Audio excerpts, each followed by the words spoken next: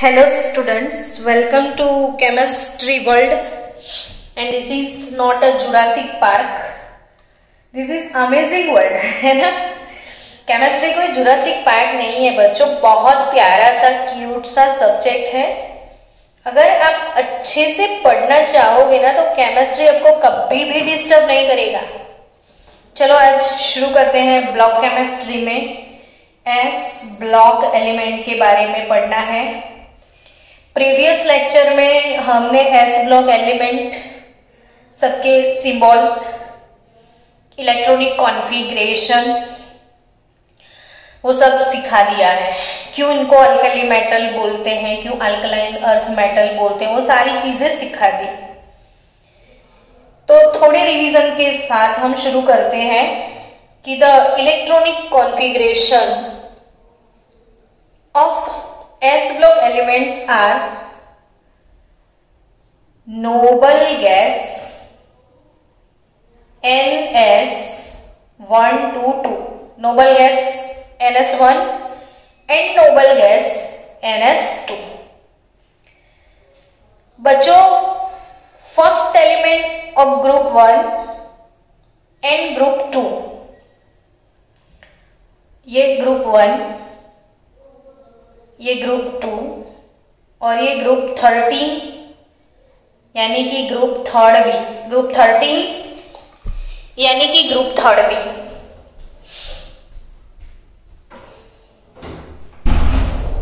चलो अब ये ग्रुप फर्स्ट, तो फर्स्ट एलिमेंट ऑफ ग्रुप 1 यानी कि lithium, second element of group 2 beryllium,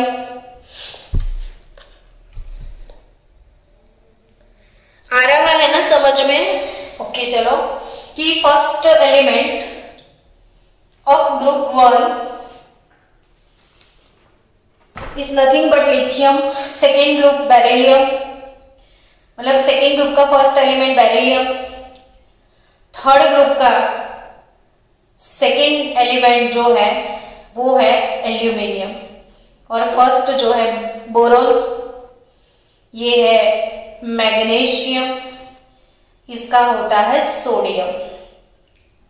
now student, एक बहुत इंपॉर्टेंट बात जो कि नीट के लिए, ये पूरा lecture today special lecture for NEET JEE as well as Gujarat board. So बच्चा लोग पूरा लेक्चर ध्यान से सुनना, रिवाइज करना, जितनी बार हो सके उतना रिवाइज करना, नोटबुक में थियरी लिखते जाना।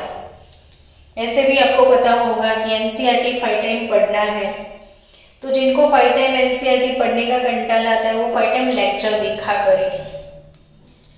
स्टूडेंट्स, जो फर्स्ट ग्रुप का लिथियम एंड सेकेंड ग्रुप का जो बेरिलियम है, these elements having anomalous properties show similarity with element in the other group। अब मैंने क्या बोल दिया ये, यानी देखो फर्स्ट ग्रुप जो है लीना की रब से फरियाद, लीना की रब से फरियाद, इसमें ये जितने भी एलिमेंट्स हैं सबके केमिकल प्रॉपर्टीज लिथियम से अलग है।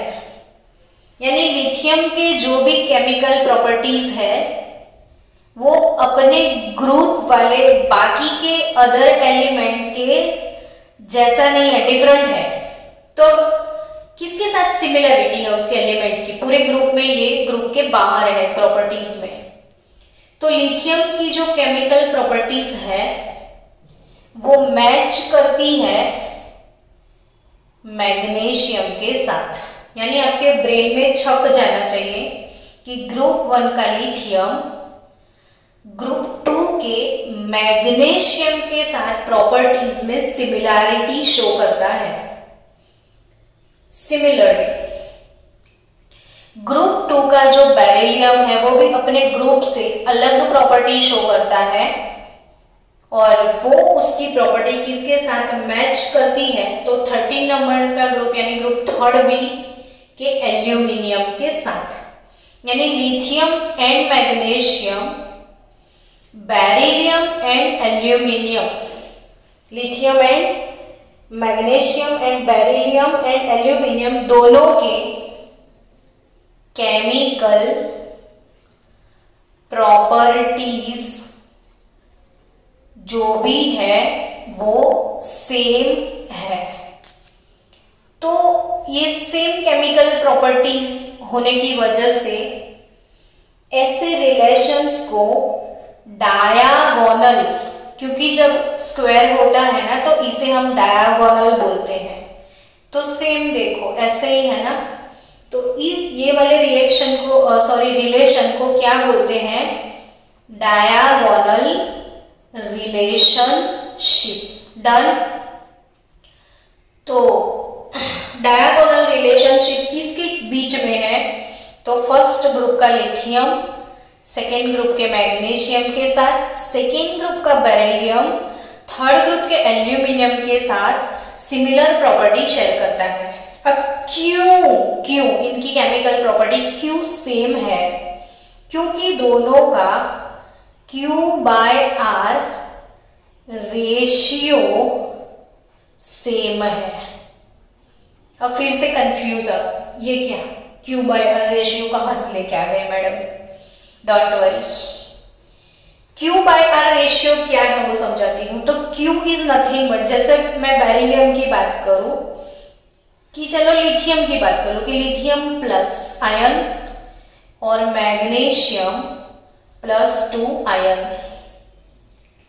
लिथियम प्लस आयन और मैग्नीशियम +2 आयन।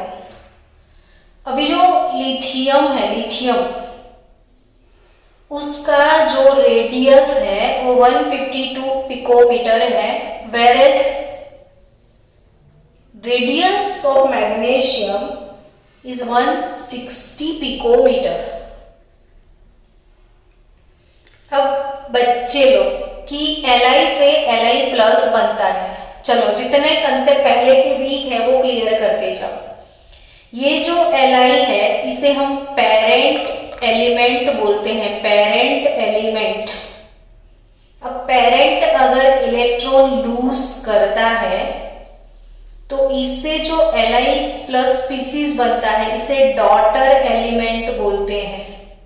तो ये पेरेंट का जो पॉजिटिव डॉटर होता है वो हमेशा साइज में छोटा होता है, यानी मैंने आपको ये सिखाया हुआ है कि A greater than A plus, greater than A plus 2, greater than A plus 3। आप ये चीज सीख चुके हो ना कि अगर कोई पेरेंट से उसका पॉजिटिव डॉटर एलिमेंट मिलता है तो जितना चार्ज इंक्रीज होता है उतना आयोनिक साइज, आयन का जो साइज होता है ना बच्चों, इसे क्या बोलते हैं, आयोनिक साइज, और वो डिक्रीज होता है, आयोनिक साइज डिक्रीज हो जाता है। तो ऑब्वियसली लिथियम से जब Li प्लस बनेगा तो उसका साइज डिक्रीज होगा और which is 76 picometre.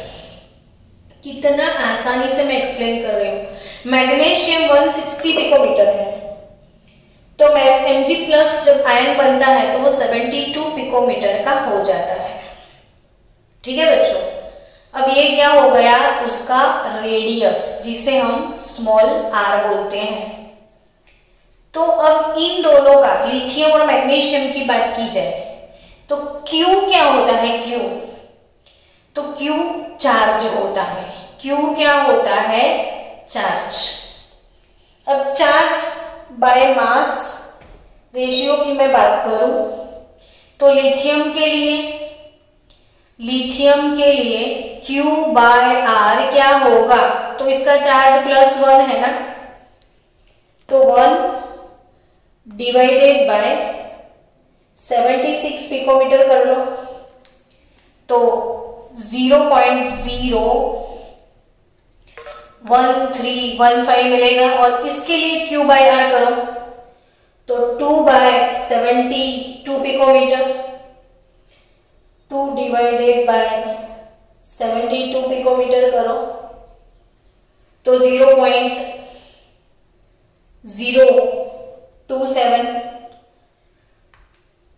1 divided by 76 picometre और 2 डिवाइडेड बाय 72 पिकोमीटर। तो Q बाय R रेशियो जो है वो ऑलमोस्ट अगर सेम हो जाता है, ऑलमोस्ट सेम हो जाता है Q by R ratio charge by radius ratio अगर सेम हो जाता है तो उनके केमिकल प्रॉपर्टीज सेम हो जाते हैं। तो उसी रिलेशन को क्या बोलते हैं? Diagonal relationship. तो बच्चों मैंने जस्ट ये कैलकुलेशन नहीं करना है अपने को, पर क्यों किया? ताकि आपके ब्रेन में वो सेट हो जाए कि what is Q by R ratio. तो Q इसके ऊपर वाला चार्ज और R यानी रेडियस, ये चार्ज यानी रेडियस। तो चार्ज बाय रेडियस रेशियो जो है ना वो अगर किसी आयन का ऑलमोस्ट सेम हो जाता है तो उसके केमिकल प्रॉपर्टीज सेम हो जाते हैं। और चार्ज बाय मास रेशियो अगर नहीं निकालो और सिर्फ आप आयोनिक साइज देखो तो ये 76 72 ऑलमोस्ट सेम हो जाती है।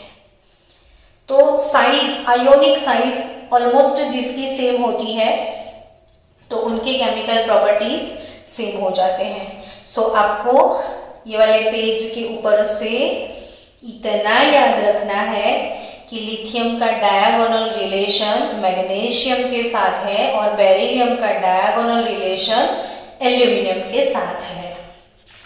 चलो, आज मैंने आपको बोला था कि मैं एक एक्टिविटी आपको सिखाने वाली हूँ, कुछ खास आज आपको मैं सिखाने वाली हूँ, ऐसा कुछ मैंने बोला था। बच्चों, अब कभी केमिस्ट्री की लैब में नहीं जा पाओगे, अभी तो कोरोना है, लेकिन कभी चांस मिला तो हम लोग जाएंगे। अब लैब में जाके आप लैब के आयोनिक कंपाउंड के जितने बॉटल्स हैं, जैसे आपने कोई कॉपर सल्फेट ले लिया, फिर आपने फेरस सल्फेट ले लिया, फिर आपने जिंक सल्फेट ले लिया या कॉपर नाइट्रेट ले लिया या कोई भी सॉल्ट आप ले रहे हो लैब में, ऐसे बहुत सारे सॉल्ट लैब में होते हैं। अब ये जो सॉल्ट है जैसे potassium dichromate, potassium chromate, KMnO4, तो ऐसे जो सारे सॉल्ट लैब में रखे हुए होते हैं, अब उन सॉल्ट को आप ऐसे हाथ में निकालोगे और देखोगे तो so amazing colours, so amazing colour, इसमें से बहुत सारे सॉल्ट कलरफुल है, मतलब इतने मस्त मस्त कलर है कि आपको हाथ में लेने के बाद इच्छा ही नहीं होगी कि मैं उसको नीचे रख दूं। अब आपको और क्यूरियोसिटी बढ़ गई कि मैडम कैसे कैसे कलर है, हमें भी देखने हैं। तो ना आप इनऑर्गेनिक सॉल्ट ऐसा आप गूगल पे लिखोगे, फिर इमेजेस में चले जाना, तो आपको सारे सॉल्ट के कलर के साथ सब पिक्चर मिल जाएंगे। तो बैठे बैठे देखा करो कि ये इसका ऐसा कलर है, मेरा वाला पिंक, मेरा वाला ब्लू, मेरा वाला ग्रीन, है ना। तो ये जो सॉल्ट है, जैसे अब इसमें बात करूं ना जिंक के सॉल्ट, तो जिंक वाला जो सॉल्ट है ना बच्चों, वो पूरा कलरलेस है। और कलरलेस यानी कि क्या, तो उसका कोई कलर नहीं होता है, वो व्हाइट सब्सटेंस है। तो ये क्यों व्हाइट है ना, जिंक क्यों व्हाइट है? तो आप सबको एक चीज पता है कि जिंक का तो नंबर 30 है ना। 30 नंबर का इलेक्ट्रॉनिक कॉन्फ़िगरेशन बोले तो सबको आता भी है। क्या है इलेक्ट्रॉनिक कॉन्फ़िगरेशन 30 नंबर का? तो आर्गन आएगा, 4s2 आएगा और 3d10 है ना, जिंक का इलेक्ट्रॉनिक कॉन्फ़िगरेशन। अब जिंक सल्फेट में जिंक +2 के फॉर्म में अवेलेबल है। अब जिंक +2 का मतलब होता है उसने 2 इलेक्ट्रॉन लूज किए। जिंक +2 का मतलब होता है कि उसने 2 इलेक्ट्रॉन लूज कर लिए, यानी 4s के 2 इलेक्ट्रॉन जो आउटर मोस्ट ऑर्बिट, ये 3 नंबर है, ये 4 आउटर मोस्ट नंबर 4 होता है, तो 4s के 2 इलेक्ट्रॉन चले गए, बचे d के 10। अब सब अपना नॉलेज रिवाइज करो। जो d ऑर्बिटल है ना बच्चों, d ऑर्बिटल, उसमें 5 सब ऑर्बिटल है, 5 सब ऑर्बिटल, 1 2 3 4 5। अब इसमें 10 इलेक्ट्रॉन है, तो 1 2 3 4 5 6 7 8 9 10। अब खासियत क्या है, तो ये इलेक्ट्रॉन पैर में है, ये भी पैर में है, सारे इलेक्ट्रॉन इसके पैर में है, तो all electrons are paired electron. So here it is no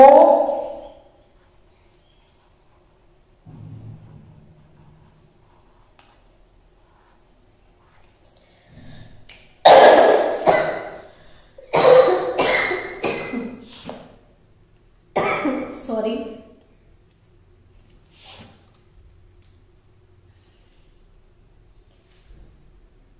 क्या समझे अब कि इसमें कोई भी अनपेयर्ड इलेक्ट्रॉन है ही नहीं, यानी जितने इलेक्ट्रॉन है वो पेयर्ड इलेक्ट्रॉन है। Wait for 1 minute. चलो स्टूडेंट्स, अब इसमें कोई भी अनपेयर्ड इलेक्ट्रॉन नहीं है, तो याद रखना no unpaired electron, no colour properties, no unpaired electron, no colour properties, as well as no magnetic property. मैंने आपको मैग्नेटिक प्रॉपर्टी के बारे में सिखाया था कि मैग्नेटिक प्रॉपर्टी 2 टाइप की है, डायमैग्नेटिक और पैरामैग्नेटिक। तब मैंने सीखा था यूपी, जिनमें अनपेयर्ड इलेक्ट्रॉन होते हैं ना बच्चों, वो पैरामैग्नेटिक है, और जिसमें पेयर्ड इलेक्ट्रॉन है वो डायमैग्नेटिक। यानी जो मैग्नेट लेके घूमोगे और जो मैग्नेट के साथ अट्रैक्ट होता है वो पैरामैग्नेटिक, और जो मैग्नेट के साथ अट्रैक्ट नहीं होता है वो डायमैग्नेटिक। तो ये दुनिया में जो भी कलर है वो किसकी वजह से है, तो अनपेयर्ड इलेक्ट्रॉन की वजह से। देखो बच्चों, लीफ जो कितना ग्रीन दिखता है आपको, सारे प्लांट के जो लीफ है ना, तो ग्रीन, और वो ग्रीनरी सबको अट्रैक्ट कर जाती है। और आज तो बारिश है वैसे भी, तो कितना मस्त एटमॉस्फेयर लगता है, उसका रीजन वो ग्रीन कलर है। तो ये प्लांट के लीफ में जो ग्रीन कलर है वो किसकी वजह से है, तो लीफ के अंदर जो कॉम्प्लेक्स है क्लोरोफिल, और chlorophyll is a complex compound of Mg2।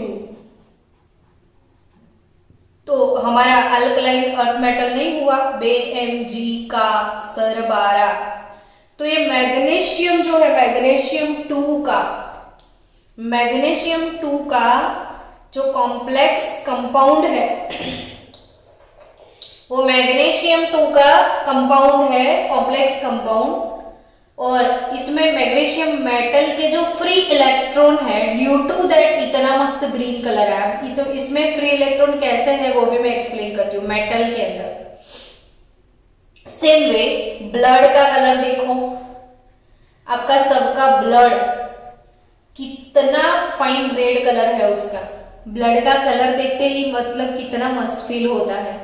एकदम रेड रेड रेड कलर, और वो इतना रेड Fe2 की वजह से है। किसकी वजह से है? Fe2। अब ये ग्रीन कलर आपको दिखता है, रेड कलर आपको दिखता है, तो कलर दिखने का रीजन क्या है? तो जो इनके अंदर फ्री इलेक्ट्रॉन होते हैं, अब फिर से ध्यान से सुनो कि न्यूक्लियस के बाहर ये first orbit, second orbit, third orbit, dash dash dash. जो फर्स्ट ऑर्बिट होती है वो लोअर एनर्जी ऑर्बिट होती है। जैसे आप न्यूक्लियस से दूर जाओगे एनर्जी इंक्रीज होता है ना? भूल गए हो तो याद कर लो। न्यूक्लियस से दूर जाओगे एनर्जी इंक्रीज होगा। अब इलेक्ट्रॉन, अनपेड इलेक्ट्रॉन यहां पे है तो ये लोअर एनर्जी में है। अगर बाहर से किसी ने इसको एनर्जी सप्लाई किया तो वो एनर्जी को एब्जॉर्ब कर लेगा, बॉर्नवीटा पी लेगा। ये बच्चे को अगर बॉर्नवीटा मिला तो वो फुल एनर्जी के मूड में आ जाएगा और बोलेगा कहाँ जाना है बताओ, और जंप मार के वो लोअर एनर्जी से हायर एनर्जी में जाता है। यानी बच्चों जो लोअर एनर्जी है वो उसका ग्राउंड स्टेट है, एनर्जी वो एब्जॉर्ब करके बॉर्नवीटा पी के हायर एनर्जी में जाता है, वो उसका एक्साइटेड स्टेट है। और हायर एनर्जी से जब वो लोअर एनर्जी में वापिस आता है तो जब ये जाता है तब एनर्जी एब्जॉर्ब करता है, आता है तो एनर्जी रिलीज करता है, और रिलीज्ड एनर्जी डिफरेंट ये वेव फॉर्म में होगा, रेडिएशन के फॉर्म में होगा, और रेडिएशन का जो वेवलेंथ होगा उसके हिसाब से आपको कलर दिखेगा। तो ये जो कलर दिखने का रीजन इलेक्ट्रॉन के जंपिंग जपाक लेवल्स है। क्वांटम जंप, इलेक्ट्रॉन हमेशा लोअर एनर्जी से हायर एनर्जी में जंपिंग जपाक करते रहता है, और तभी इसके जंपिंग जपाक की वजह से तो ये कलर्स हमेशा दिखते हैं। अब बच्चों दूसरा एक कंसेप्ट मुझे आज क्लियर करना है। भले ये लेक्चर में थोड़ा टाइम लग जाए, लेकिन जितने कंसेप्ट क्लियर होंगे ना उतना फिर समझने में आसान हो जाएगी सारी बातें। चलो आज मुझे और एक चीज सिखानी है कि मेरे पास सोडियम है और उसके बाजू में क्लोरीन है, और आपको कोई क्वेश्चन पूछता है आके कि कौन सी टाइप का बॉन्ड इसमें पॉसिबल है। ये सोडियम है, क्लोरीन है, तो which type of bond is possible here? तो ऑब्वियसली आप बोलोगे कि ये स्ट्रॉन्ग दानेश्वरी है, ये स्ट्रॉन्ग भिखारी है, एक्सेप्टर है। इसको ऐसा है काश कोई आए मेरा एक इलेक्ट्रॉन ले जाए। इसको ऐसा है काश कोई आए मुझे प्लीज एक इलेक्ट्रॉन दे जाए। तो एक को देना था, एक को लेना था। लेने देने की बात के बाद इन दोनों के बीच में लेना देना कंप्लीट होके एक कंपाउंड बन गया।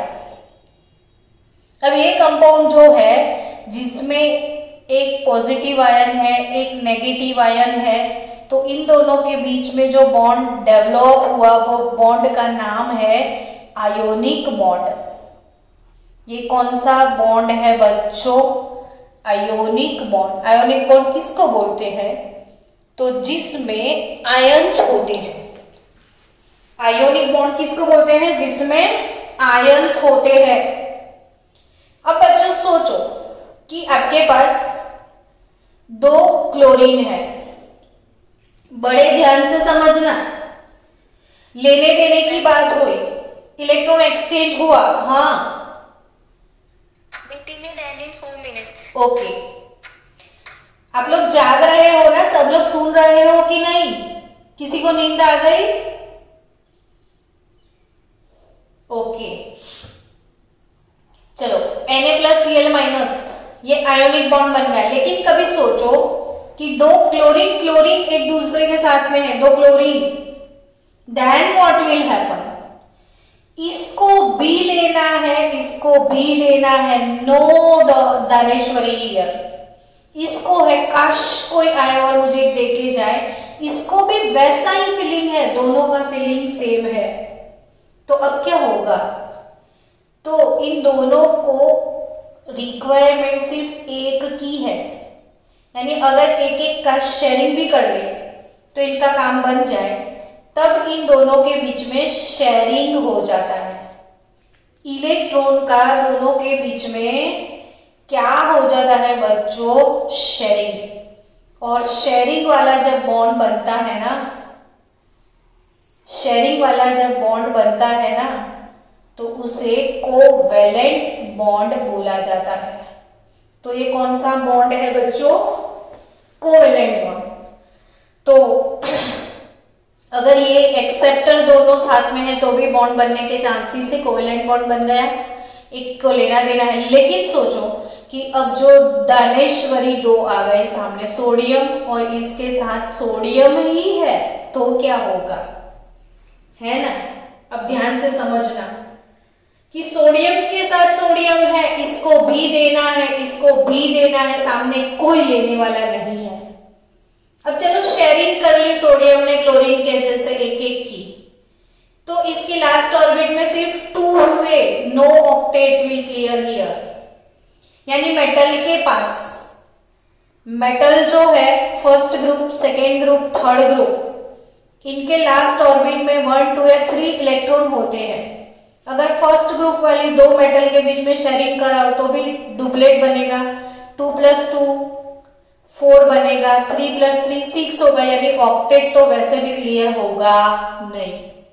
तो मेटल कभी शेयरिंग कर ही नहीं सकते।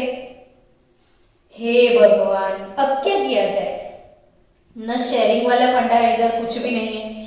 तो ऐसी कंडीशन में दुनिया भर के जो मेटल्स हैं उनमें चौथी टाइप का बॉन्ड होता है, which is metallic bond.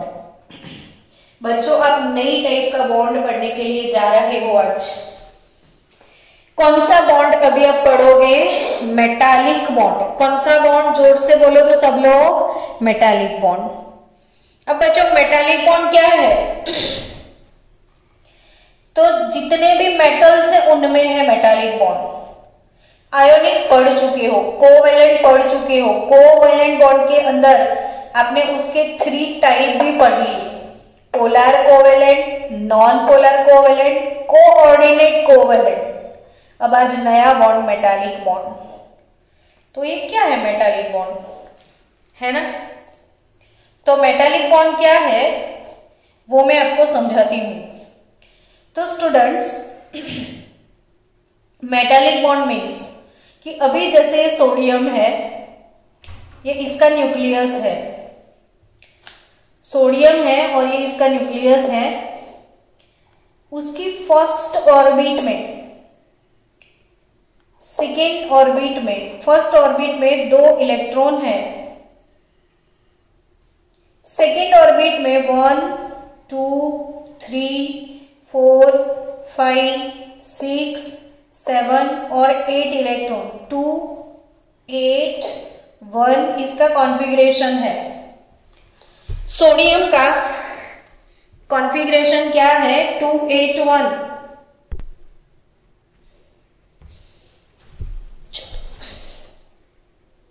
Student, sodium का इलेक्ट्रॉनिक कॉन्फ़िगरेशन क्या है, 2, 8, 1। सोडियम का इलेक्ट्रॉनिक कॉन्फ़िगरेशन क्या है, 2, 8, 1। समझ रहे हो कि नहीं। और उसका जो थर्ड ऑर्बिट है उसके अंदर सिर्फ और सिर्फ एक इलेक्ट्रॉन है, यानी 2। फर्स्ट ऑर्बिट में 2, सेकेंड ऑर्बिट में 8 और लास्ट में 1, जो उसको नहीं चाहिए होता है। सोडियम अगर एक को लूज करे ना तो वो इनर्ट गैस हो जाएगा, वो स्टेबल हो जाएगा 2, 8 से, लेकिन कोई लेने वाला है नहीं। सोडियम को ऐसा है कि भाई तू जा जा जा, और वो जाता नहीं है, तब कोई लेने वाला नहीं है, तो वो क्या करेगा, उसको घर से, उस बच्चे को घर से बाहर निकाल दिया जाएगा। यानी वो अपने लास्ट ऑर्बिट को लूज कर देगा। अब सीन कैसा हो गया कि एक पॉजिटिव चार्ज वाला गोला बन जाएगा सोडियम, और उसका एक इलेक्ट्रॉन वो बाहर फेंक देगा, लास्ट ऑर्बिट लूज हो जाएगी। अब जो पॉजिटिव चार्ज वाला गोला बन गया, इसे बोला जाता है कर्नल। इसको क्या बोलते हैं? कर्नल। तो ये पॉजिटिवली चार्ज कर्नल क्या होती है? तो रीजियन इंक्लूडेड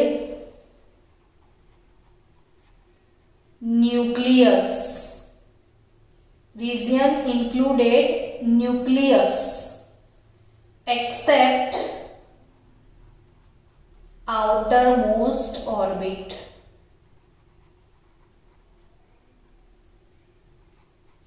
आउटरमोस्ट ऑर्बिट को छोड़ दो आप, तो आउटरमोस्ट ऑर्बिट को छोड़ दिया, उसके बाद वाला जो रीजन है उसे पॉजिटिवली चार्ज कर्नल बोला जाता है। अब जो इलेक्ट्रॉन को निकाल दिया उसे क्या बोलते हैं? Delocalised electron. बाहर निकाल दिया बच्चे को पापा ने। सोचो, अब जितने सोडियम है सारे अपनी एक कर्नल बना लेते हैं, कर्नल। ऐसे ही अपनी कर्नल बनाते जाएंगे और पूरे क्रिस्टल में कर्नल्स होगी, जो कि स्टेबल इलेक्ट्रॉनिक कॉन्फ़िगरेशन वाली स्टेबल कर्नल्स है। अब ये जो कर्नल्स है, हर एक पापा ने अपना बच्चा घर से निकाल दिया, जो आवारा हो जाएगा वो पूरे क्रिस्टल में कहीं भी घूम सकता है। उसको ऑर्बिट क्या, पूरे क्रिस्टल में वो फ्री होता है मूव करने के लिए। तो ये सारे डीलोकलाइज्ड इलेक्ट्रॉन है, डीलोकलाइज्ड इलेक्ट्रॉन है, और ये सारी पॉजिटिवली चार्ज्ड कर्नल है। तो बच्चों, कर्नल पे चार्ज कौन सा? पॉजिटिव। डीलोकलाइज्ड इलेक्ट्रॉन पे चार्ज कौन सा? नेगेटिव। नेगेटिव और पॉजिटिव चार्ज के बीच में जो भी अट्रैक्शन होता है उसे बोला जाता है मेटालिक बॉन्ड। तो मेटालिक बॉन्ड का डेफिनेशन लिख दो बच्चों। मेटालिक बॉन्ड का क्या लिखना है आपको? डेफिनेशन। चलो, बी रेडी फॉर डेफिनेशन। तो डेफिनेशन होगा कि the attraction force produced between